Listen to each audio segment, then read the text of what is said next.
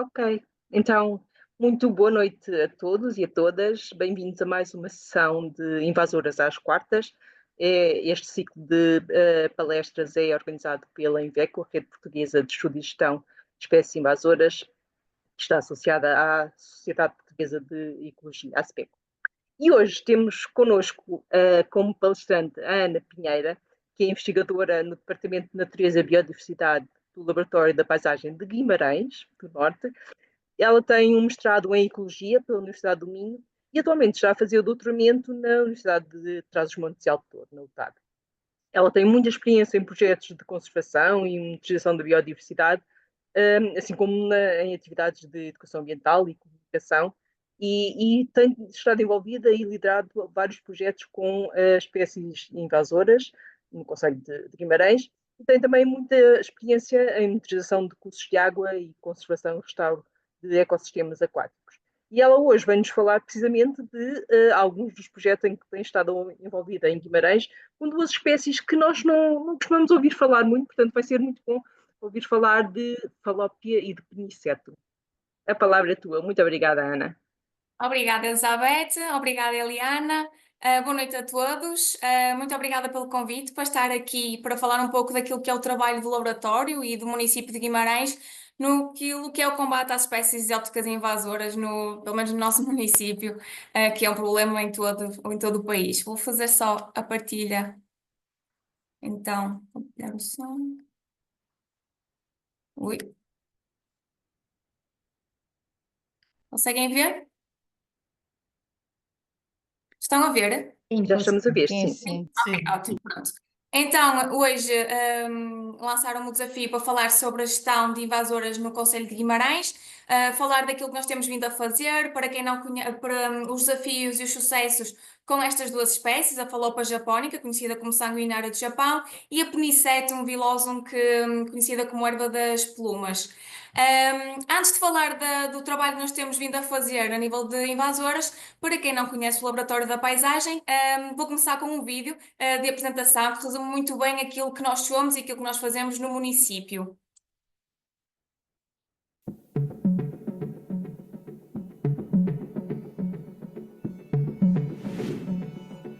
Por vezes, temos de olhar de perto para ver mais longe.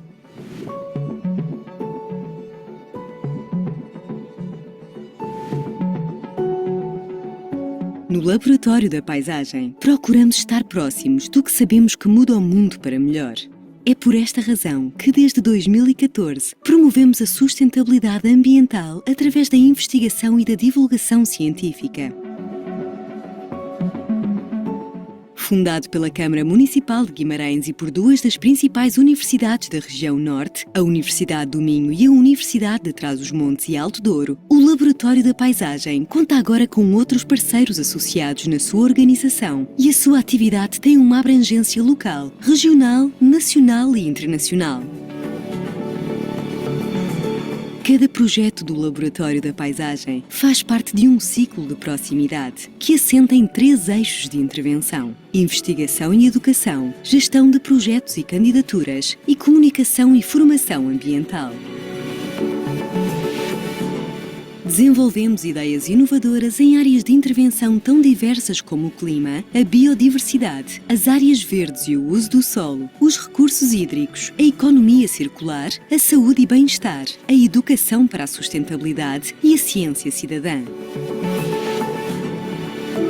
Prestamos serviços de consultoria e formação nas diversas áreas da sustentabilidade.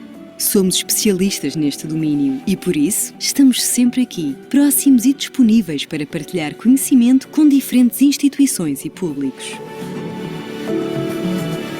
E porque todo o conhecimento produzido no Laboratório da Paisagem deve ser partilhado, promovemos diversas atividades no âmbito da educação ambiental dirigidas a diferentes públicos. É a partir deste olhar próximo que as gerações seguintes podem ver mais longe. Um futuro com um ambiente mais sustentável, onde cada um de nós contribui com a sua parte.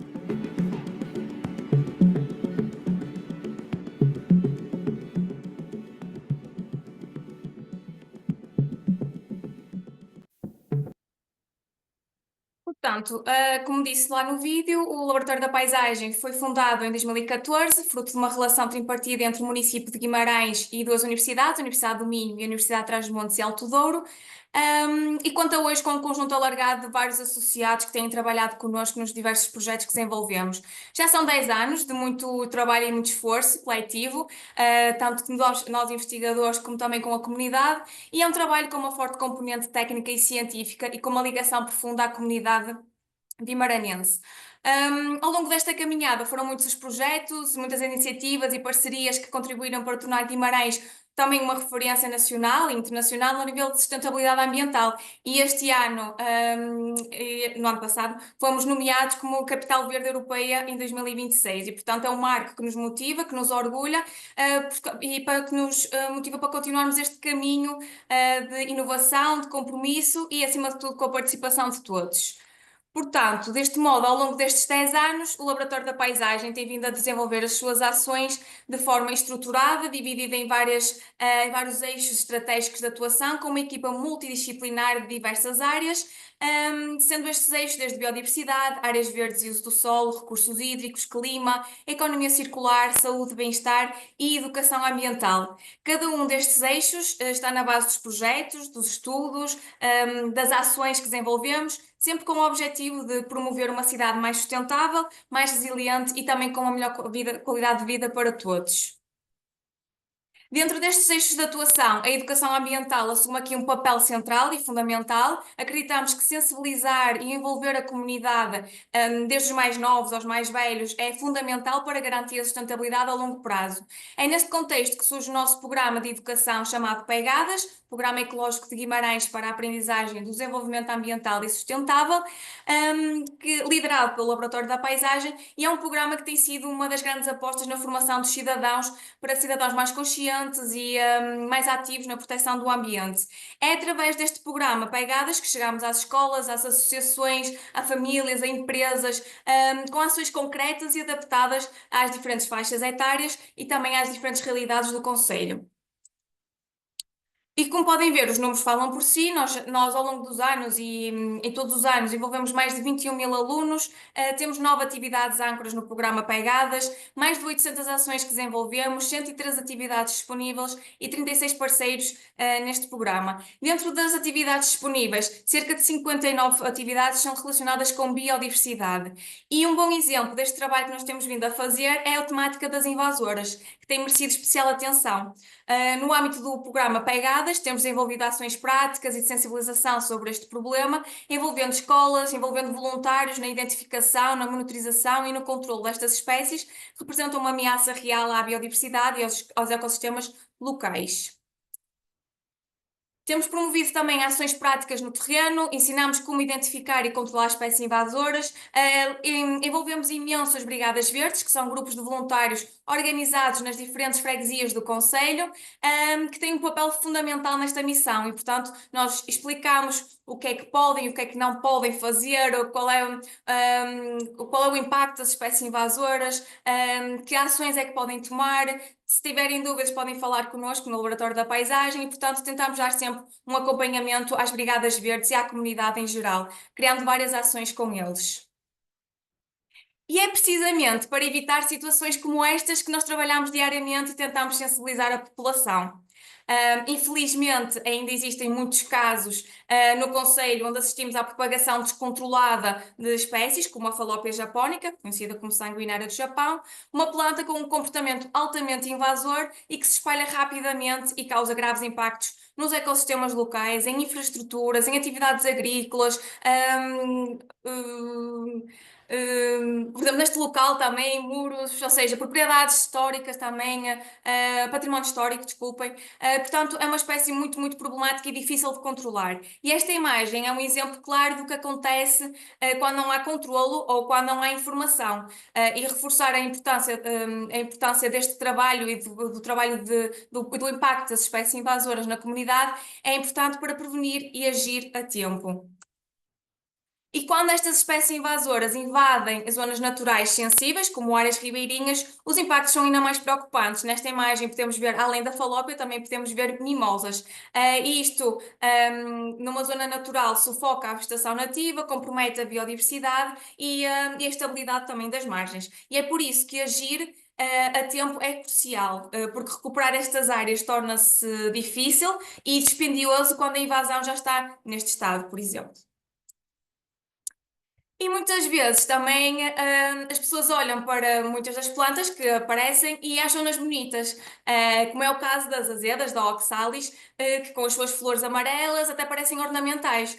Mas muitas vezes o que acontece é que há um desconhecimento do verdadeiro impacto destas espécies. E aqui, nesta imagem, que é junto ao Paço dos Duques, uma zona turística com património histórico, vemos que as oxalis estão a dominar completamente o terreno e a impedir que outras espécies possam crescer e a empobrecer o solo e alterar completamente a paisagem. Este tipo de ocupação não só altera a paisagem, como também prejudica a biodiversidade autóctone, e a valorização dos espaços também.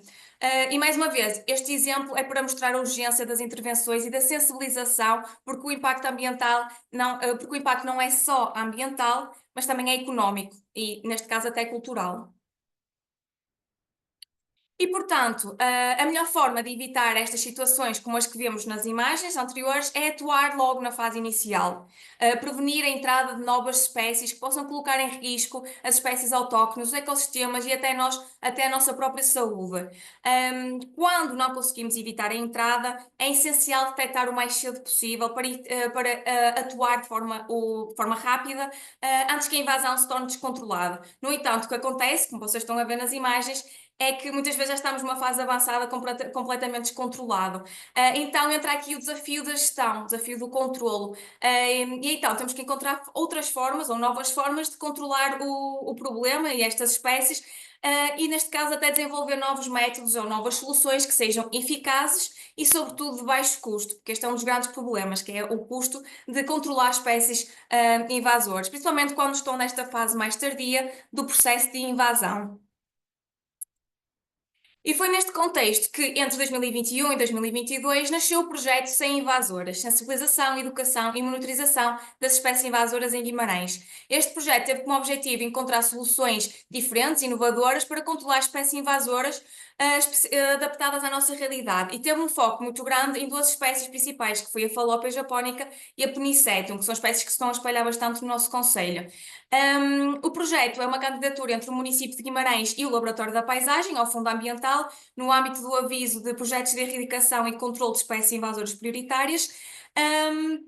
Este projeto veio reforçar aquilo que tem sido o nosso trabalho ao longo dos anos, mas com um foco especial, onde nós tentamos testar a eficácia da utilização de malhas biodegradáveis no controle da Falópia japónica, que é algo que não tinha sido muito estudado, e nós quisemos testar a ver se podia ser uma possibilidade. Também testamos o método de arranque na espécie Penicetum, com a plantação de espécies autóctones, e depois o projeto também teve uma forte componente de sensibilização e de informação para a comunidade e para os técnicos municipais, principalmente, para o impacto das espécies invasoras, porque os técnicos municipais são aqueles que trabalham mais nos espaços verdes e, portanto, são os que têm que estar mais informados sobre este impacto e sobre que espécies é que podem encontrar no terreno. Importa também destacar que em 2014 Guimarães assumiu um compromisso importante ao aderir à campanha portuguesa Quercus, optando por não utilizar glifosato ou outros herbicidas químicos no controlo de flora, especialmente flora invasora. E, portanto, este projeto serviu também para tentarmos arranjar maneiras de controlar as espécies, não utilizando químicos e utilizando até materiais mais sustentáveis. Portanto, dentro do projeto, eu venho trazer aqui 3 exemplos. Nós atuamos em mais locais, mas venho trazer 3 exemplos principais dentro deste projeto onde nós atuamos. Uma foi uma área em Pevidém, que é uma área ripícola, muito próxima ao rio, cheia de Falópia japónica. Era um local com espaço e, portanto, decidimos testar aqui a utilização das malhas biodegradáveis. Outro local foi na Montanha da Penha, que também, infelizmente, está cheia de Falópia japónica e, portanto, quisemos testar aqui se as malhas também seriam eficazes. E depois o outro local é no Parque de Camões, que é no centro da cidade, em que plantaram Penicetum como uma espécie ornamental e aquilo descontrolou-se completamente. Portanto, falando da primeira espécie, do primeiro local, foi em Povidem, como eu referi, é uma zona ripícola, uma zona úmida. Nós escolhemos este local por ser de fácil acesso, por ter espaço para nós também experimentarmos e tentar perceber o que é que funcionava e o que é que não funcionava. Foi uma área de intervenção de cerca de 200 metros quadrados. Aplicámos as malhas no início, intervimos no início de abril de 2023, e removemos deste local cerca de 20 toneladas, onde foram cuidadosamente colocadas em sacos e selados. Eu agora vou passar um conjunto de imagens que vai mostrar o processo todo, da experiência que nós fizemos neste local. Primeiro, removemos a parte superficial da falópia. Aquilo tinha uma densidade tão grande que tivemos que cortar, a parte superficial primeiro. Todo o material foi colocado, nestes sacos gigantes e super bem selados e colocados, ao sol, completamente cobertos com sacos de plástico pretos, que era para prevenir fugas.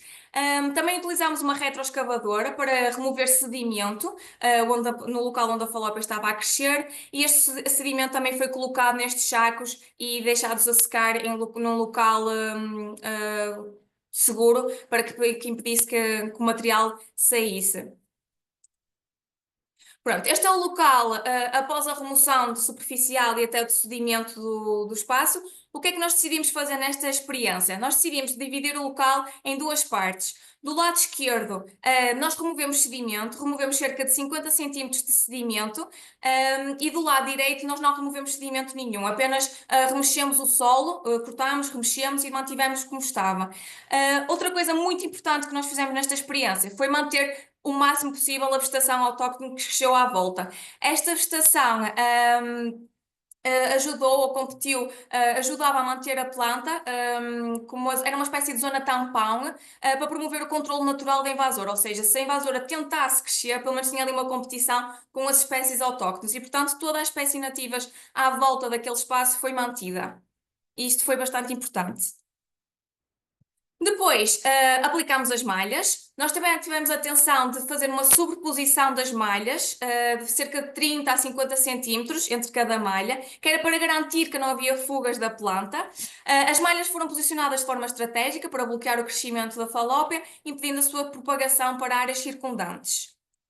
Este era o aspecto de um dos lados, da colocação. Nós colocámos 4 malhas diferentes para testar a eficácia delas, para perceber qual é que ia funcionar melhor. Elas foram todas sobrepostas, como veem, e algo importante que nós fizemos foi a colocação para além do limite do crescimento da planta, ou seja, mais cerca de 50 a 1 metro, para lá daquilo que era a área onde ela cresceu, para garantir que ela não saía do terreno, onde ela estava, porque a falópia tem essa aptidão, que é tentar crescer onde consegue. E ainda tentou ao longo do tempo. Pronto, depois colocámos sedimento por cima para permitir a regeneração e o crescimento de plantas autóctones. E este é o resultado final. Pronto, logo a seguir à colocação das malhas e sedimento. Não vemos falópia neste momento, e tem a colocação das malhas no terreno. A seguir a isto, nós fizemos uma monitorização semanal, que era para perceber se a falópia conseguia furar as malhas e crescer. Todas as semanas nós íamos ao local, também percebemos que, por exemplo, desde maio de 2023 até junho de 2023 já começou a verificar um crescimento de plantas de vegetação autóctone, de herbáceas no local, que era ótimo. E, portanto, quando nós íamos monitorizar, isto eram cenários que nós encontrávamos, que era a planta a tentar a todo custo crescer, furando a malha. Havia malhas que eram mais resistentes e havia outras que não eram tão resistentes. O que fizemos nestas situações era cortar, ou arrancar o máximo que conseguíssemos da planta e marcar o local, que era para da próxima vez, se ele voltasse a crescer nesse local, nós não contabilizávamos como um novo corte, um novo arranque ou um novo indivíduo naquela zona. Pronto, este comportamento, como vocês veem, ela furava completamente a malha, ela tinha essa capacidade no início de fazer isto, e tentou também crescer em alguns locais, não muitos, para fora da malha. Era incrível de observar o comportamento desta espécie durante este controlo. Isto demonstrou a necessidade também de ajustar a nossa estratégia, ou seja, a planta era capaz de romper a malha e nós aqui queríamos perceber se ao longo do tempo em que íamos removendo os indivíduos, e mesmo esgotando os nutrientes, ela continuava a crescer. Portanto, aqui o objetivo era perceber se a remoção de sedimento ou a não remoção de sedimento, ambas eram eficazes ao longo do tempo. por causa do custo até, porque remover sedimento tem um custo muito mais elevado do que não remover sedimento. Em novembro de 2023, este era o aspecto do local. Nós aproveitámos para plantar árvores nessa altura. Nós plantámos apenas no local onde removemos 50 centímetros de sedimento, porque era o local onde primeiro tinha mais profundidade e depois porque percebemos que desde abril até novembro não cresceu um único indivíduo de falópia nessa área, desse lado. E portanto, ao furarmos depois as malhas para plantar as espécies, para plantarmos as árvores, eu consegui ver, porque até tinha curiosidade para ver como é que estava o solo, e não havia nenhum vestígio de falópia. Portanto, a remoção de sedimento resultou neste caso. E nós fizemos a plantação das árvores para recuperar aqui a área. Esta foto já é um ano depois, do lado onde não removemos sedimento, vê-se o crescimento de flora autóctone, é um local que já está a recuperar muito bem. É bastante interessante porque está cheio de insetos, já se vê vestígios de outras espécies, também de animais, mamíferos, aves. Não se vê a falópia neste momento naquele local, nós temos monitorizado agora mensalmente, mas tem os dados, ou seja, não temos falópia naquele espaço. Provavelmente acabaram as reservas da espécie acabou e ela já não tem energia para crescer, provavelmente. E portanto criamos aqui um habitat interessante para a biodiversidade e sem falópia neste espaço. Isto para mostrar o antes e o depois, ou seja, o antes cheio de falópia e o depois. Podemos dizer que foi um controlo bem sucedido, no geral, mas também tenho que dizer que foi bem sucedido aqui e com estas condições. Nós queremos agora testar a mesma metodologia em áreas diferentes, ainda não foi possível fazer isso por questões burocráticas e trabalhar com os técnicos municipais pode demorar um bocadinho mais, mas a intenção é mesmo replicar exatamente esta metodologia. Agora também já sabemos o que é que correu bem e o que é que correu mal, o que é que temos que fazer para que resulte e tentar perceber se o método de não remoção de sedimento continua a ser ao longo do tempo é muito mais eficaz, porque a nível de custo, a remoção de sedimento e até mesmo a deposição desse material todo é muito complicado, pelo menos para o município de Guimarães torna-se complicado. E portanto, se não removermos sedimento, ótimo, até porque se for uma área enorme, onde é que vamos colocar aquele sedimento todo? Portanto, nós quisemos tentar perceber estes dois métodos e ver qual era se o resultado seria o mesmo. De uma forma muito rápida também, como nós temos vindo a monitorizar, isto aqui é uma parte mais científica e estatística para perceber se havia diferenças significativas entre a remoção de sedimento e a não remoção de sedimento, e claramente há diferenças significativas se removermos sedimento e se não removermos sedimento. E também outra coisa que nós tentámos perceber era a eficácia das malhas. E nós percebemos que a malha 3 e a malha 4, devido ao seu tipo de material, que não era totalmente biodegradável, mas demorava um bocadinho mais comparado com a 1 e com a 2, era um bocadinho mais resistente a manter a falópia, a controlar a falópia. Enquanto que a malha 1, que era completamente fibra de coco, e a 2 já não controlavam tão bem a falópia. E, portanto, isto são dados até importantes também para no futuro a escolha da malha que vamos aplicar no terreno. O local 2 é na Montanha da Penha, é também com a falópia. Aqui este local também estava completamente descontrolado, com a falópia estava enorme nesta área. A área de intervenção foi cerca de 160 metros quadrados, também aplicamos apenas uma malha, porque nós fizemos isto um bocadinho mais tarde, eu enganei-me, não foi em abril, já foi em maio. E portanto nós escolhemos apenas uma malha. Nós removemos deste local cerca de 10 toneladas de falópia. Pronto, isto aqui é para vocês verem como o local estava, completamente dominado pela falópia. Nós colocámos todo o material também em sacos, primeiro fizemos uma remoção superficial e depois remexemos apenas o terreno, tal como aconteceu no método do lado direito em Pevidém.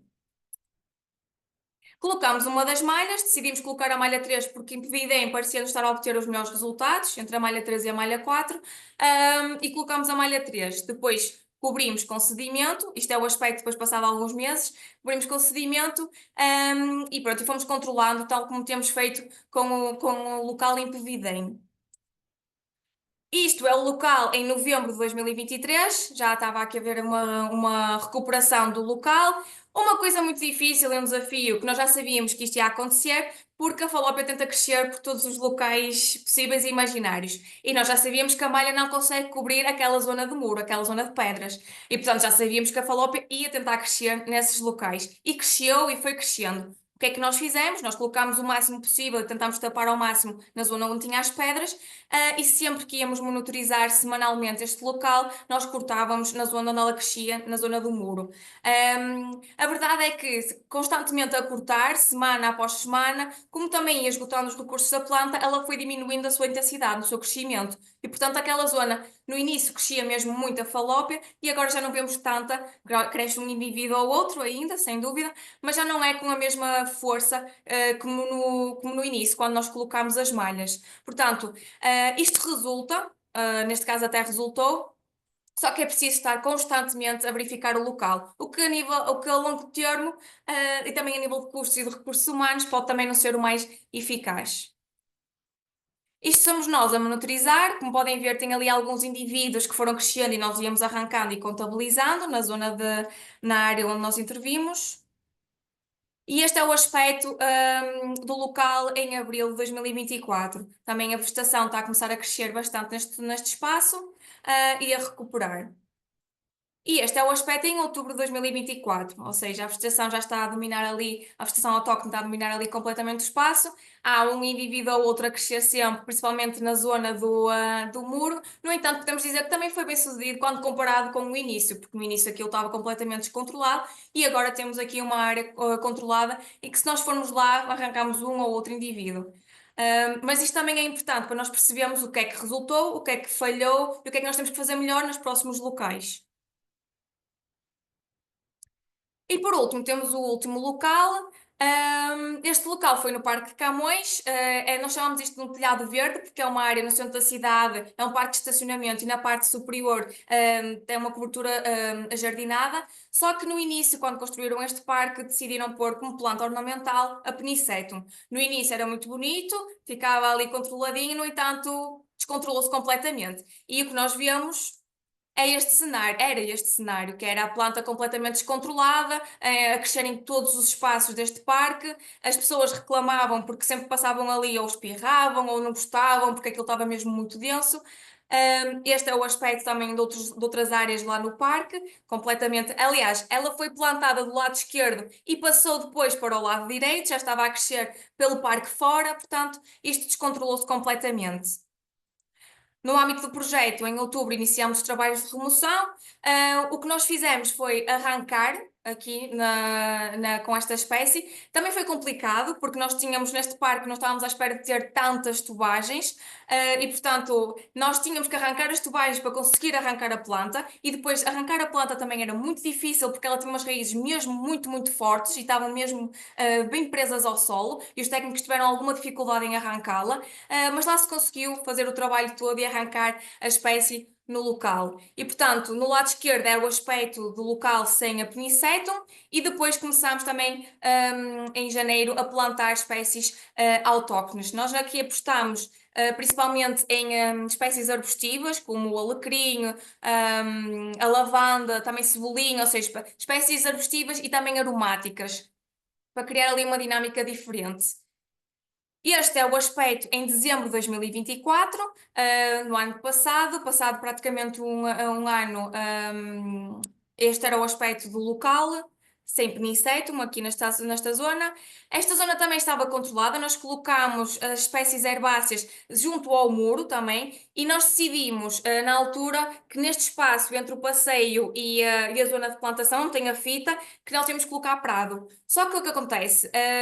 A Penicetum estava a crescer, ou seja, ela estava a aproveitar os espaços vazios e estava a crescer. E mesmo aqui à frente da foto também conseguem ver um pouco da planta. E portanto, nós agora, este ano, já adquirimos as plantas e toda esta zona que não tem as plantas nativas arbustivas, vamos plantar exatamente como fizemos nos outros locais, plantas arbustivas para competir e para não permitir o crescimento da Penicetum. Resultou nos outros locais e, portanto, vamos fazer aqui. Nós também temos que colocar mais sedimento nesta zona, nós também temos que atender às regras do parque, porque isto tem também pesos e medidas, pronto. Há aqui uma parte mais difícil que nós temos que tentar ter em atenção, mas conseguimos aumentar aqui o sedimento e, portanto, vamos recorrer aqui à plantação de plantas arbustivas. Continua a haver desafios. Em dezembro de 2024, era o desafio e continua a ser. A planta continua a crescer nestas zonas mais difíceis nos cantinhos dos muros e dos passeios e nós não conseguimos plantar aqui e mesmo que arranquemos, ela continua a crescer, ou seja, está a ser mesmo muito complicado nesta zona e nós estamos constantemente a arrancá-la. Sempre que eu vejo, eu passo por aqui, eu digo aos técnicos para virem arrancar e isto é mesmo muito, muito recorrente e mesmo assim ela continua a crescer, não está fácil. E, portanto, este é o aspecto, agora recentemente, eu fui tirar esta foto este mês, e, portanto, não vemos nesta zona onde nós plantamos espécies arbustivas, espécies aromáticas, não há penicetum. Portanto, aqui correu mesmo muito bem, e foi bem sucedido. Nesta zona também, nós temos aqui poucas plantas, porque, entretanto, algumas morreram por causa do problema de regas. Pronto, nós também vamos reforçar aqui a plantação, até para impedir que a penicetum possa crescer nesta zona. E mesmo na entrada do parque também podemos dizer que foi bem sucedido porque não temos penicetum e as plantas cresceram mesmo, mesmo muito bem, e está com um aspecto incrível. Portanto, esta zona foi muito bem sucedida. Aqui, para vocês verem na imagem de cima, nós tínhamos penicetum, agora neste local já não temos penicetum, também foi bem sucedido, conseguimos arrancar tudo e as plantas estão a ajudar a recuperar esta área. E neste momento temos prado, temos imenso prado nesta zona, fez-se uma sementeira de prado florido para ajudar também os polinizadores, os insetos polinizadores, e portanto este é o aspecto atualmente desta zona. O canto era penicetum, agora temos flores. E portanto este é o local, o aspecto local atualmente. E ainda vai ter mais flores agora com a primavera. Contudo, este local continua a ter desafios, porque nas zonas onde nós não plantamos, a penicetum continua a crescer. Esta zona aqui é particularmente complicada porque o município não pode intervir, ou seja, não pode plantar, porque isto aqui é propriedade privada e depois também tem umas pedras por baixo que fazem parte do património, ou seja, há aqui uma complicação. E portanto o que nós temos feito foi só arranque e corte, mas não tem resultado porque ela continua a crescer nesta zona, ou seja, o arranque em si só não resulta, por si só não resulta. E este também ele continua a ser o desafio, ou seja, nesta zona continua a crescer penicetum. Se alguém tiver uma sugestão para controlar esta espécie nesta zona, tirando o uso de químicos, agradecíamos, porque nós só com o corte isto não resulta. Também não dá para plantar e, portanto, está difícil de controlar a espécie nesta zona aqui. Simplesmente não temos ainda nenhuma técnica que tenhamos aplicado a não ser o corte. Por isso, aceitamos sugestões para esta zona. E pronto, estes foram os 3 locais que nós atuamos para já. Nós temos depois mais 3 locais com penicetum e também com falópia. Neste projeto também teve uma componente muito forte de educação. Nós tivemos já várias ações para as Brigadas Verdes, onde sensibilizámos e atuámos com eles no terreno, no controle, principalmente até de acácias. E também tivemos ações de formação para os técnicos municipais e da Irmandade, porque são eles que atuam no terreno, são eles que têm contacto constante com os espaços verdes e, portanto, eles têm que ter o conhecimento e têm que saber, pelo menos, as espécies invasoras mais comuns, ou as que aparecem mais, e o que fazer perante uma espécie invasora. E de certo modo, tentar evitar ao máximo propagar as espécies, principalmente com o corte da vegetação. Isto aqui é um exemplo de uma atuação com a Brigada Verde no âmbito do projeto, onde nós estivemos a fazer descasque de mimosas. Foi uma ação muito, muito interessante. E depois isto aqui são conteúdos e materiais que nós criámos no âmbito do projeto para a comunidade. Este aqui é um folheto sobre o que são espécies invasoras, o que fazer e não fazer, como atuar, alguns exemplos de espécies invasoras mais comuns em Guimarães. Está disponível online para download. Também criámos jogos didáticos, principalmente para os mais jovens. Criámos um jogo da memória, que estava ali à direita, para os mais novos. E depois criámos um jogo de tabuleiro, muito semelhante ao Trivial, com perguntas, mas sobre invasoras. Ou seja, eles rodam, sai a categoria e depois têm os desafios, sobre espécies exóticas invasoras. No âmbito do projeto, também criámos muitos vídeos de sensibilização. Isso é algo que nós, na imagem à esquerda, temos vindo a fazer ao longo dos anos, que é criar vídeos para sensibilizar, para informar a população sobre o que fazer ou o que não fazer, porque por desconhecimento, ações aparentemente inofensivas podem ter consequências graves. E remover, às vezes, uma planta do solo e transportá-la, mesmo com boas intenções, pode levar à propagação para novos locais. E isso é perigoso se for uma espécie com comportamento invasor. E no caso da falópia, por exemplo, um pequeno fragmento pode ser suficiente para dar origem a novos focos e causando impactos significativos no ecossistema e aumentando os custos de controlo. E, portanto, estes vídeos ajudam precisamente a sensibilizar a comunidade para esse impacto. Para terminar, deixo só um vídeo que nós também criámos no âmbito do projeto Sem Invasoras. É um vídeo exagerando a realidade, que exagera a realidade, mas que é para mostrar que lá está. Ações aparentemente inofensivas, como remover uma planta do solo e oferecer, pode ter consequências. E, portanto, foi essa a mensagem que nós tentamos passar neste vídeo.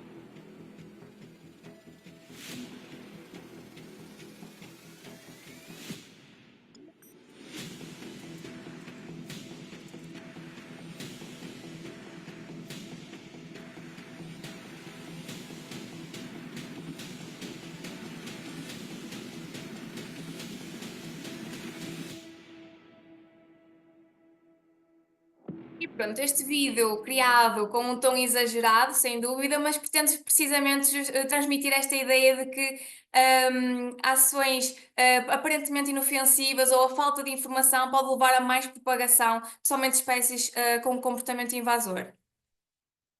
E pronto, era isto que eu vos tinha para mostrar. No âmbito deste projeto, o foco foram estas duas espécies. No entanto, nós temos trabalhado no município outras espécies, desde a cáceas, a erva da fortuna, ou a erva das pampas, ou das pampas, ou cortadeira. E, portanto, temos de trabalhar também com a comunidade. E o mais importante neste trabalho é precisamente esse, é trabalhar com os cidadãos, é trabalhar com os técnicos, informá-los sobre o impacto destas espécies e como devem atuar no terreno. E, em caso de dúvida, perguntar ou tentar informarem-se. Por vezes, ações bem intencionadas, mas mal informadas, podem agravar o problema e contribuir para a propagação. E foi precisamente com este projeto e com o que nós temos vindo a trabalhar, que é a mensagem que nós queremos passar. E, portanto, contamos sempre com todos e principalmente com os cidadãos para travar este problema e contamos com o apoio deles neste projeto. E pronto, era isto que eu tinha para trazer. Obrigada. Muito obrigada, Ana. Muito interessante. Eu vou pôr aqui a primeira pergunta que eu creio que está por responder, porque houve algumas no início sobre nomes, eu não sei quantos nós fomos respondendo, mas já há aqui uma pergunta da Joana André que pergunta qual o material das malhas utilizadas. Eu acho que tu falaste assim brevemente, mas se calhar ficou a dúvida no ar. Eu não falei porque tenho uns termos técnicos, mas basicamente o que nós utilizamos. Deixa-me só dizer uma coisa, porque nós precisamos que quem precisa de certificado para a ação de curta duração ou certificado individual, precisa de preencher o link que eu acabei de colocar agora no chat, ok? Depois nós conseguimos enviar os certificados e validar a vossa presença. Desculpa, Ana. Sem problema. Pronto, eu não disse em específico quais eram as malhas que nós utilizamos. Nós depois até podem entrar em contacto e eu envio a informação, mas basicamente foram uma das malhas foi malha de fibra de coco, a outra era uma malha com, não digo, não era PVC, não era plástico, porque elas são malhas biodegradáveis, mas eram parecia mais plástico, mas era biodegradável, ou seja, elas têm os termos técnicos, mas no fundo eram malhas que ao longo do tempo se vão decompondo. Nós escolhemos estas porque nós contactámos várias empresas a tentar perceber a nível de custo também das malhas ou até mesmo aquelas que eles já iam trabalhando seriam biodegradáveis e que utilizam até em campos agrícolas. E nós tentámos, pronto, testámos estas quatro. Nós podíamos ter escolhido outras, mas a nível de custo, tentámos escolher um bocado as mais baratas para fazer o teste e também as que, dentro daquelas que eles vendiam, as que fossem mais resistentes para a falópia, no fundo. Mas eu posso enviar informação mais técnica das malhas que nós utilizamos, se pretenderem. Está aqui uma pergunta que é muito relacionada com essa, ou seja, perguntam, a Maria Cândida Pires pergunta se as malhas foram removidas, tu já respondeste, não é? E se o custo é elevado, consegues dar assim uma ordem de grandeza para as pessoas terem ideia? É assim, eu não consigo dar um valor exato porque já passou algum tempo desde que adquirimos isto e até foi o município que adquiriu as malhas. Eu só lhes dei, comprem isto e eles, entretanto, adquiriram a parte das malhas. Mas o custo pode ser elevado. Quando nós compramos, fica muito mais barato comprar rolos enormes, quase industriais, e depois aplicar no terreno. Mas, opa, eu não queria dizer asneiras, mas se calhar superior a 2.000, por exemplo. Porque elas ainda são, porque nós compramos quatro também. E eram rolos enormes. 2.000 para o total das malhas ou por malha? Sim, para o total das malhas, para o total dos rolos mesmo. Que eram rolos mesmo muito grandes, mas eu não quero dizer asneiras. Eu posso depois passar esta informação ao certo. Até posso passar a Elizabeth e a Elizabeth pode partilhar a informação Quando nós mais. partilharmos o vídeo, podíamos pôr em rodapé ou coisa assim. Exatamente, pronto. Eu depois partilho esta informação ao certo do custo das malhas, e mesmo do tipo de malha que nós utilizamos. Mas foi à volta disso. Olha, e em termos de biodegradação, tens noção de quanto tempo é que elas ficaram lá? Elas ainda estão lá, elas ainda não se decompuseram. Eu estive a ver e as malhas podem demorar de 5 a 10 anos, dependendo do quão expostas elas estão, e também do ambiente onde elas estão. Por exemplo, eu calculo que em Pevidém, a degradação seja muito mais rápida, porque está numa zona mais úmida, perto do rio, do que, por exemplo, na Montanha da Penha. Pode demorar mais um pouco. Mas entre 5 10 anos, pronto, é o tempo delas de se comporem, pelo menos dizia na ficha técnica do material. Mas vai depender Obrigada. sempre das condições, claro. Depois temos aqui E uma. também respondendo àquela questão de se eu tirei a malha, não tirámos, mas eu tive muita curiosidade de perceber como é que estava por baixo a falópia. E no local em Pevidém, uma coisa que nós fizemos quando íamos monitorizar era tentar de forma cuidadosa levantar para ver como é que estava por baixo, porque eu tinha curiosidade para ver as raízes. Aquilo parecia um ninho. As raízes estavam todas juntas, emaranhadas umas nas outras, e ela a tentar de alguma forma fugir daquele sítio. Tenho agora que recentemente, que já passaram 2 anos, tentar ver outra vez por baixo como é que ela está, se entretanto já se decompôs ou se ainda estão lá as raízes. Mas superficialmente não tem nada. Ok, obrigada. Depois aqui uma pergunta da Joana André, que eu acho que foi na altura que estavas a falar ainda da falópia, porque depois no Peniceto tu falaste coisas diferentes. Ela pergunta se as espécies autóctones que apareceram foi por colonização ou se plantaram herbáceas. No caso da falópia? Eu creio que foi assim, porque foi uma das primeiras perguntas, portanto eu acho que ainda estavas a falar da falópia. Pronto, no caso da falópia, sim, foi espontâneo. Nós não plantamos absolutamente nada a não ser as árvores do lado em que removemos sedimento. Tirando isso, as plantas apareceram por elas. Não fizemos absolutamente sementeira nenhuma. No caso da Penicetum, sim, tivemos que plantar para tentar ver se controlávamos aquilo. Ok. Temos aqui outra pergunta da Maria José Cunha, que pergunta: tu usaste sempre o termo sedimento e não solo. Vocês fizeram alguma alteração ou era solo? Era solo, ok, era solo. Sim, era solo. Tem aqui é um bocadinho longa, se calhar tu depois podes ler. É uma questão de que Vitor Pombeiro coloca. Foi uma descrição, talvez, do site do projeto, não sei, sobre a forma mais eficaz e ecológica para o controle de invasoras. Não sei, Vitor Pombeiro, se consegue esclarecer de onde é que foi esta Eu creio, descrição que foi entre aspas. eu creio que isto não é sobre as espécies que a Ana esteve a falar, porque Ah, fala de tipos que não se aplica. Eu creio que isto terá uma mensagem mais geral. ok, sim. Eh, Mas depois o Vitor pode nos escrever, se calhar. sim, sim, e nós tentamos ver de onde é que isto é e em que contexto é que. Qual é que, a Cristina Moraes pergunta qual é que é o destino da falópia e do próprio sedimento que estava contaminado, com certeza. Pois, essa é a parte mais complicada disto tudo. Nós, quando removemos, nós colocámos naqueles sacos gigantes, depois deixámos aquilo durante meses, e lá está os sacos, a secar, para garantir mesmo que aquilo secava e que não crescia. Tapámos até com sacos de plástico pretos, deixámos numa zona com betão, ali paradinhos, quietos, até secar. Depois aquilo foi utilizado como, depois de garantirmos que aquilo estava mesmo seco, foi utilizado como biomassa. foi triturado e pronto, utilizado, misturado. E seguiram o sítio onde essa biomassa depois foi colocada para ter certeza que não recuperou nada? Eu não. Ok, Não, porque depois foram os técnicos da Vitros que utilizaram. ok, mas vale a Mas eu pelo pena menos garanti ver. que antes deles utilizarem isso, estava seca. Espero mesmo que Ela tenha estado. parece, sei lá, parece assim uma coisa de outro mundo. Por isso vale a pena, até por curiosidade, ver o sítio onde puseram a biomassa para ver se não apareceu lá nenhuma falápia pequenina. Vou fazer isso por acaso. Não, não Caso não fiz, tenha entretanto. alguma semente ou alguma coisa, vale a pena. É Uhum. uma questão de vigiar. Se ela estava Sim, completamente seca sim. e a desfazer-se, em princípio não, mas com esta espécie, eu acho que vale a Pois. pena. Depois. Depois há aqui uma pergunta da Joana André, que eu acho que já era quando estavas a falar do Comissário, que pergunta se foi arranque manual ou com maquinaria. Arranca manual tudo.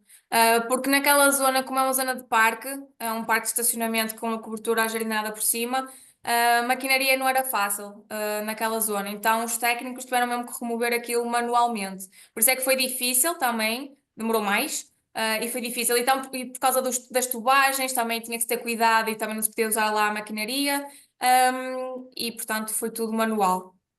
Demorou um bocadinho mais, também foi difícil por causa das raízes, que aquilo estava uma densidade brutal, mas foi tudo manual naquele caso. E os locais onde, agora sou eu a completar a pergunta, os locais onde vocês não conseguiram ter sucesso foi porque não conseguiram arrancar a totalidade, não é? Porque era aquelas zonas de Exatamente. pedra. É isso. Nós tentámos arrancar o máximo que conseguimos, mas deve ficar lá as raízes e nós não conseguimos, de alguma forma, só com o arranque, resolver aquela situação. Não, simplesmente ela continua a crescer. Continua a estar lá o Podes resto de experimentar raízes. outras coisas, mas primeiro vamos fazer as outras perguntas que estão aqui, se calhar. Está aqui outra pergunta, que vem nesta sequência do Knisetum, também da Joana, a perguntar quanto tempo depois de fazerem a remoção é que fizeram a plantação das aromáticas e a sementeira do Prado, ou seja, esperaram até ver algum atraso, ou que havia germinação, ou que não havia. Nós fizemos o arranque em outubro, a plantação ocorreu em janeiro, ou seja, na altura em que se deve plantar, nós tentámos plantar as espécies. Entretanto, fomos ao longo do ano também, ao longo do ano, ou seja, depois no próximo ano, para outubro, novembro, voltamos a reforçar a plantação, porque entretanto algumas espécies acabam por morrer, e este ano vamos voltar também a reforçar naquelas zonas onde não tenha as plantas, as arbustivas. Ok. Mas tentamos plantar sempre nas zonas, nas alturas de plantação. Uhum. Depois temos aqui um comentário da Maria Quaresma, que eu creio que tenha sido quando tu perguntaste se tinha alguma sugestão para aquela zona do Pinhacete que vocês estão a ter dificuldades, porque ela diz tentar cortar e arrancar as plantas sucessivamente antes da fase da floração, mas isso calculo que tenha sido o que vocês tenham feito. Nós, por acaso, já testámos várias alturas para fazer isso. Já foi antes da floração, depois da floração, vamos fazendo sempre ao longo do ano, ou seja, já tentámos mesmo muita coisa e mesmo assim ela continua a crescer. Eu acho que por ter mesmo raiz, ela aproveita e cresce. Ela é resistente. A É. Vera, eu acho que nessa sequência também, a Vera Ferreira pergunta se já experimentaram aquelas máquinas de água a ferver que queimam os tecidos e que se usam nas calçadas, que algumas autarquias agora, como forma de não usar o químico, têm estado a passar para esse tipo de equipamento. Já consideraram isso? Não considerei porque eu também acho que o município de Guimarães não tem, mas eu não tenho a certeza. Mas é uma questão até que eu posso colocar, até mesmo se até podem tentar adquirir e tentar experimentar a ver se isto resulta.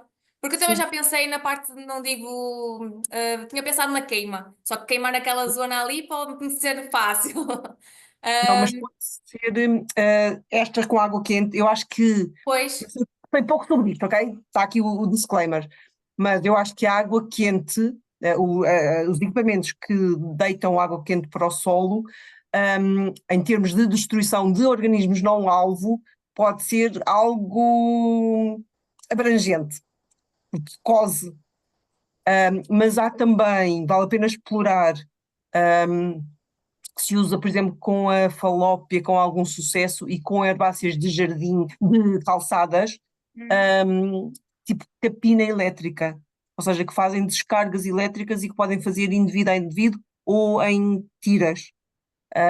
E que dá para plantas herbáceas. Não, se ela tiver uma parte subterrânea muito desenvolvida, pode precisar de mais do que uma aplicação, mas pode ajudar a atrasar. Eu, por acaso, essa da queima elétrica já tinha explorado, até porque houve numa apresentação que também fizemos, alguém tinha sugerido isso e estive a explorar, só que não é muito fácil, pelo menos eu não encontrei como adquirir as máquinas.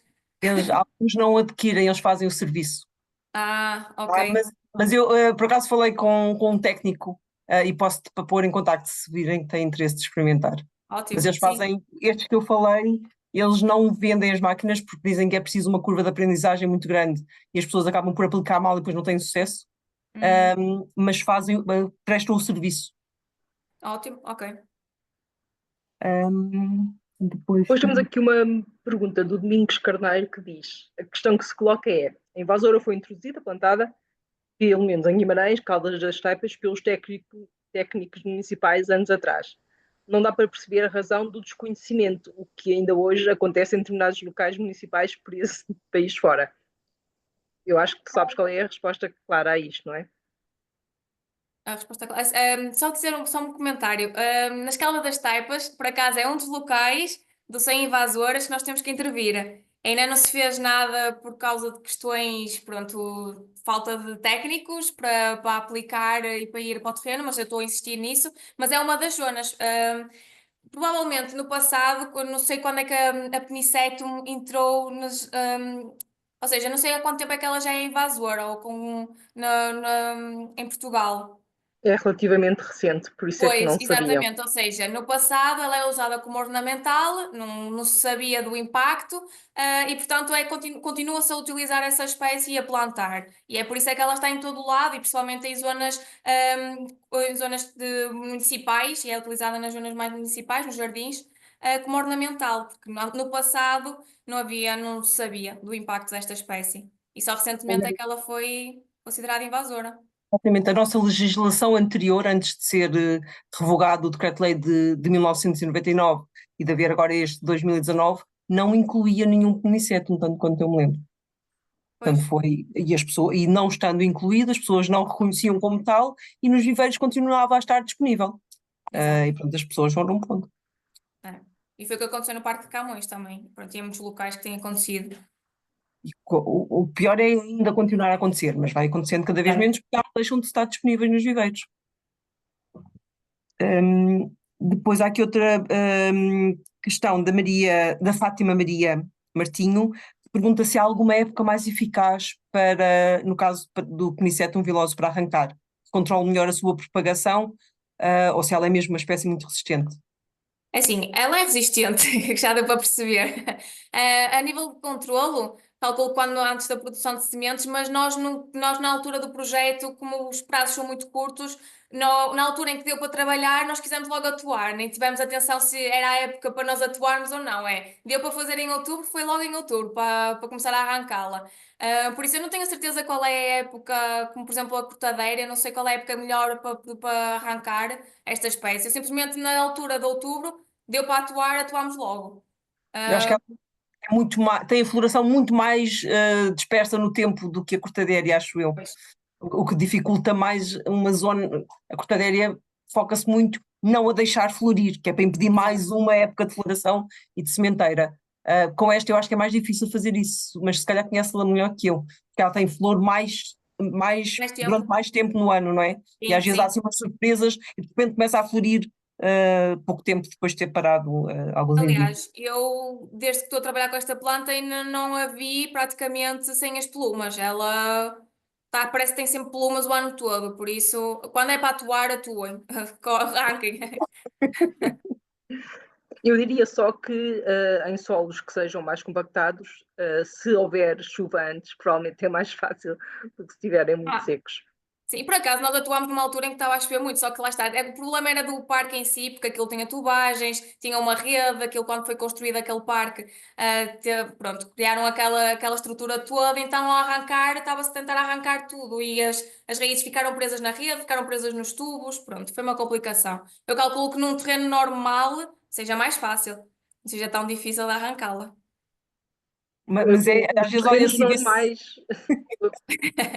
Desculpa.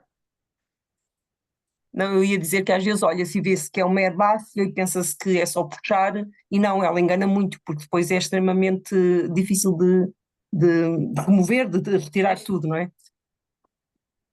Mas aqui muitos parabéns, nós mandamos o chat para tu veres que as pessoas gostaram muito e estão a dar-te Obrigada. muitos parabéns, e é de facto um projeto muito interessante e que espero que inspire muitas outras entidades a fazerem o mesmo. Aqui o teu contacto para quem quiser depois fazer alguma questão. Isto são parabéns, não sei se estou a deixar escapar alguma coisa. Tem aqui um comentário da Ana Palmar, que se calhar também era engraçado até para outras pessoas, a vossa experiência, sobre o envolvimento dos trabalhadores dos espaços verdes, ou aquilo que chamaste da Brigada Verde, e os resultados. Se podias partilhar um bocadinho sobre isso. Mas dos técnicos municipais ou das Brigadas Verdes? Ou dos dois? Aqui eu acho que Falo dos dois. fala dos dois, mas acho que devem ser a Brigada Verde, pelo que eu percebo. As Mas pessoas podem não saber o que é a Brigada Verde, Ana, porque vocês Pois, têm ok. muitos sítios onde não há. Ok, pronto. Brigada Verde, em Guimarães, são grupos de voluntários que nós criamos em cada freguesia, ou seja, cada freguesia do concelho tem grupos de voluntários que trabalham para a sustentabilidade, para melhorar a sua freguesia. O objetivo é que durante o ano todas as Brigadas Verdes tenham, por exemplo, 3 ações para realizar obrigatórias, mas depois, se quiserem, autonomamente, podem ir realizando outras ações. Uma delas até está incluída, é sobre o controle de espécies invasoras. E nós vamos trabalhando com eles.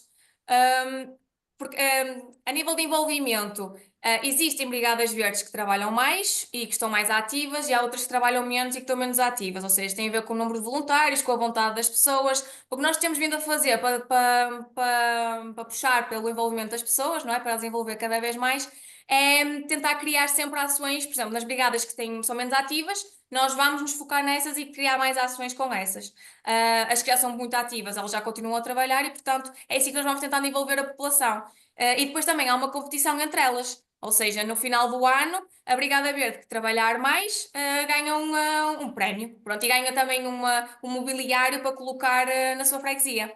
Pronto, e tentamos criar aqui algum tipo de competição entre elas, e é assim que vamos envolvendo a população, não só com a parte das invasoras, mas também, por exemplo, com a monitorização da biodiversidade, com a limpeza de rios e etc.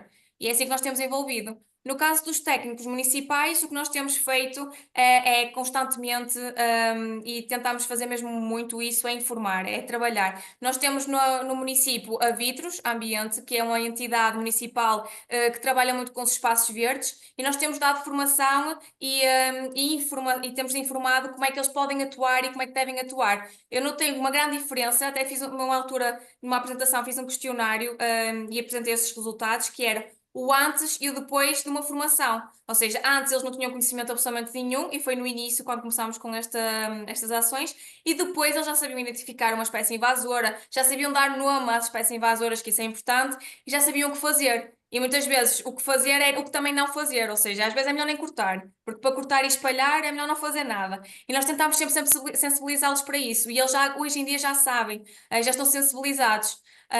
E tentamos sempre fazer este trabalho, e eles já nos conhecem, pronto, e vamos trabalhando juntos. Por isso, este é o trabalho que nós temos, é trabalhar muito com a comunidade, informar, e também trabalhar com os técnicos, para estarmos todos na mesma linha, na mesma página. E isso é fantástico, ou seja, é mesmo um bom exemplo, porque às vezes vêem-se às vezes dentro das próprias entidades é difícil de passar a informação de uns departamentos e de uns setores para os outros, e andam uns a fazer e outros a desfazer. Portanto, é muito importante essa ligação interna para conseguirem, no fundo, terem melhores resultados e apostar muito na formação. Depois temos aqui uma questão, acho que é um esclarecimento do Vítor Pombeiro, que tinha aquela questão com a expressão que tinha sido copiada, e eu acho que a questão dele tem a ver com, era uma citação que basicamente sugeria métodos mais ecológicos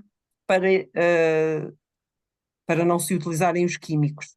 E ele depois colocava a questão, acho que ele agora já está muito acima, se isto era mesmo assim, acho eu. No fundo, vocês tiveram sempre. Eu perguntava se esta discussão é realmente mais eficaz e ecológica por conta do invasor, ou seja, ele falava da são, acho eu, que muitos municípios têm hoje em dia e outras entidades de evitar os químicos e para isso usam outros métodos. Mas será que os outros métodos são sempre mais eficazes? E os outros métodos também podem ter prós e contras, não é só o químico que tem prós e contras. Não sei se era aí que eu queria chegar. Sim, por exemplo, no caso dos químicos, sim, há os prós e contras. Eu, por exemplo, eu não sou contra usar químicos quando é um técnico especializado que sabe utilizar e sabe o que está a fazer e tem um foco muito específico, ponto. Agora, usar assim de forma aleatória ou porque apetece ou porque não gosta daquela erva daninha e está ali a aplicar, não. No entanto, por exemplo, no caso das malhas biodegradáveis também tem prós e contras, por exemplo. Eu ainda não sei, e era uma das coisas que nós queremos também apostar e ver se estudamos, é, por exemplo, o impacto no solo. Nós não sabemos se ao aplicar as malhas e a manter, por exemplo, aquela biomassa toda da falópia, se isso também não tem um impacto. Ou se, por exemplo, se calhar só a remoção da espécie e a aplicação das malhas pode ser até ser melhor. Ou seja, ainda é preciso fazer muitos estudos, há prós e contras nisto. Nós ainda temos que estudar essa parte. Este foi um primeiro teste para perceber se tinha algum potencial, e tem. Agora temos que estudar mais, tentar perceber o impacto a nível do solo, a nível da biodiversidade, tentar perceber qual é o que resulta melhor, o que é que tem menos custos, também temos que estudar a parte dos custos, que é para tentar encontrar aqui a melhor solução para todos. Exatamente, porque todos os métodos têm prós e contras, ok? Não há nenhum que Sim, seja só coisas boas, porque senão já toda a gente tinha ido para esses. exatamente, exatamente. Só que é preciso estudar ainda quais são os contras, os prós e os contras neste caso. E às vezes é muito variável de situação para situação. E também, exatamente. Por isso é que nós, por exemplo, no caso da Pividem resultou bem, aquele local e a aplicação das malhas. Na Penha também podemos dizer que correu bem, mas nós temos que aplicar em mais locais para perceber se realmente isto resulta e depois fazer mais estudos, estudos mais profundos, do impacto na biodiversidade. Uhum, uhum. Já estamos a passar do nosso tempo, mas eu não sei se ficou alguma pergunta por responder. Eu vejo muitas perguntas a dar os parabéns, gostaram muito, Obrigada. tanto de dar os parabéns a ti como ao município. A Mónica tem uma pergunta. A Mónica diz que em Irmesindes estão a pôr uma tela e a cobrir com uma pasta entre aspas, verde, falópia. Não sei se sabem o que é isto, Mónica, não sei se queres dar mais detalhes sobre. Posso, eu passei por um sítio que está coberto de falópia, está tudo tapado com uma tela esverdeada, e ontem estavam com uma espécie de um compressor a borrifar aquilo tudo com um líquido verde. Dá-me a ideia que está a ficar assim uma coisa meio plastificada. Eu ainda não fui mesmo lá, não parei o carro para ir ver. Amanhã vou ser capaz de ir lá espreitar. Vais Penso procurar que é e para a depois falópia, porque aquilo estava informa-me. completamente. Tem fotografias já. Aquilo está completamente isolado, quase como se fosse uma tela de botão, uma coisa assim.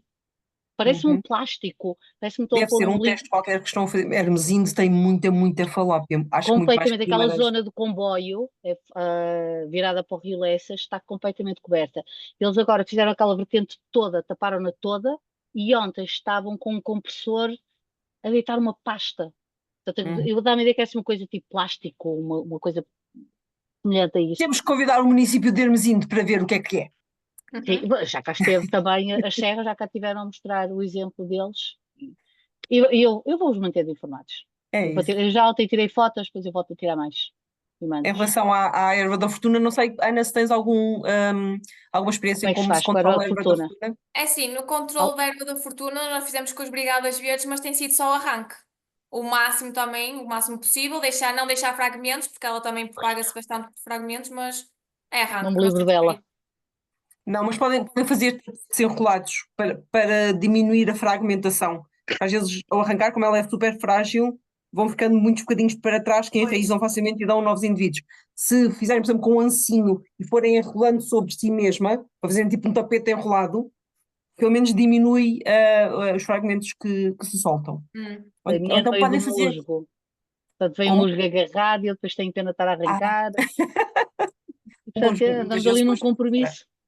Erva da fortuna e musgo. E hepáticas. Mas ela trepa é essa, já tive um problema num quintal quando eu A minha estive em todas são os musgos Itália, cobertos. é, dá muito trabalho, está sempre a arrebentar. Eu acho que agora o resto é ou perguntas ou parabéns, ou coisas que foram pondo link para responder. No entroncamento há muitos jardins com peniceto, pois há em muitos sítios ainda.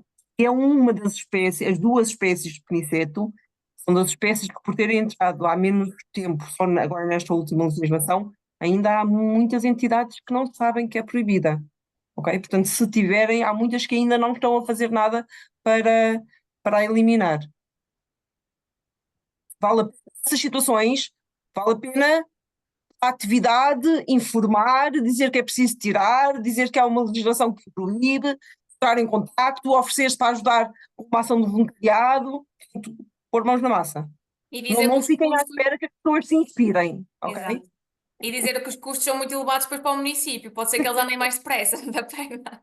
Sim, dizer principalmente que se não fizerem nada, no futuro serão cada vez mais elevados. É verdade. Olha, e já passamos das 10, já passamos das 10 e um quarto, estamos no nosso limite. Eu vou deixar o convite para a próxima sessão, que será a 16 de abril, com a Florbela Santos, e vamos ouvir falar sobre o que tem sido feito numa escola, também vai ser muito interessante, portanto, não percam.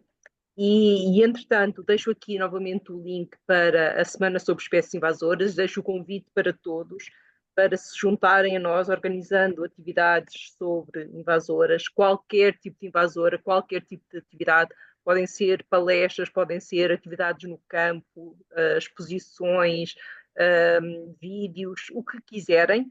O que interessa é falar sobre espécies invasoras e que mais pessoas possam ouvir falar sobre este tema. No site que eu coloquei agora no chat, nós temos um pequeno vídeo, fizemos um webinar há umas semanas a explicar como é que se podem inscrever e submeter as atividades. E se tiverem dúvidas podem sempre escrever-nos para invectspec.pt, que eu também vou escrever aqui. Exatamente. Contamos mesmo com todos vocês, ok? Não se deixem estar como meros assistentes, tornem-se participantes, ok? Pode ser uma caminhada com a família ao fim de semana, num dos fins de semana da Semana sobre Espécies Invasoras, para pôr invasoras no mapa, ok? Ou pode ser controlar invasoras na escola dos filhos, ou pode ser no quintal, ok? Ou pode ser um grupo de amigos para discutir o tema. Pode ser o que vocês quiserem. Então, sei que estão aqui muitos professores, pode ser fazer uma exposição sobre a temática na escola, que eu sei que já há várias escolas que já estão a trabalhar nisso. Ou seja, pode ser aquilo que for mais fácil para vocês, ok? Quem está aqui que não lida com o público, nessa semana pode partilhar tudo o que nós pusermos nas redes sociais, em todas as redes sociais, sobre invasores, ok? Portanto, o que é importante mesmo é continua a haver uma esmagadora maioria de cidadãos que nunca ouviu falar desta ameaça gigantesca à biodiversidade. E precisamos de todos vocês, todos nós, para que isso mude, ok? Professores, sintam-se aí muito apontados, hein? Eu estava a ver aqui a fotografia que a Mónica colocou. Eu não sei se isto não é simplesmente uma relva semeada com Não, um jato verde, não é não, isso? não, é uma tela e estavam a borrifá-la, na ponta Porque estava Foi lá uma usam às hidrossementeira, não é uma vezes essa hidrossementeira. relva que é tipo semeada líquida e tem este aspecto. eu amanhã tiro fotos e mando, mas não é Ou uma tela tecnossolo. e está aí esse Ou caminhão que se vê aí de lado, estavam aí parados a deitar um spray verde em cima. não será um tecnossolo. Não Aqueles sei, solos não sei, depois não fui lá, pronto, biodiversidade. eu passei de carro, não tive tempo de ir lá explorar, mas é uma zona onde eu passo diariamente, portanto vou parar e vou lá ver. Isto estava tudo coberto de falópio, não estava? Estava tudo. Ainda está a sair pelo meio da pedra, a ver se estava. Era uma mata, um matagal de falópio enorme. O rio está ali embaixo, aquilo confronta com o rio. Uhum. São muitos quilómetros ao longo Ali do são. Lança, não é?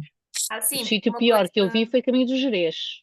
O Gerês está a começar a ficar todo infestado com falópio. Já está. Ouviram? Ou pessoas que estão aqui do Gerês, que eu também já vi. Está horrível. Todo aquele caminho até Terras de Douro é uma extensão maior que esta. É muito maior. Aí o desafio já é gigantesco. Monumental.